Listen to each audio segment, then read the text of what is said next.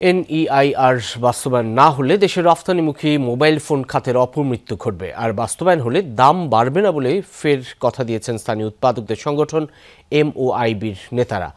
বিকেলে ডিআরইউতে আয়োজিত সংবাদ সম্মেলনে উৎপাদকরা জানান, বিশ্বে বাংলাদেশ সহ মাত্র 12টি দেশে হ্যান্ডসেট ম্যানুফ্যাকচারার কারখানা রয়েছে। 2030 সালের মধ্যে বাংলাদেশের সামনে বছরে $100 বিলিয়ন বাজার ধরার সম্ভাবনা আছে।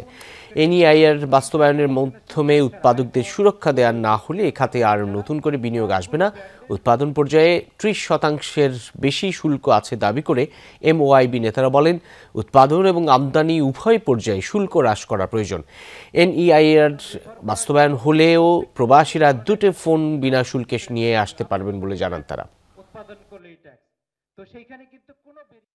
ন্যাশনাল সিকিউরিটি ভোক্তার সিকিউরিটির জন্য, তার ওয়ারেন্টি, তার প্রোডাক্টের গুণগত মান, এই সেবা নিশ্চিত করার জন্য এবং চুরাই প্রোডাক্টগুলোকে বন্ধ করার জন্য।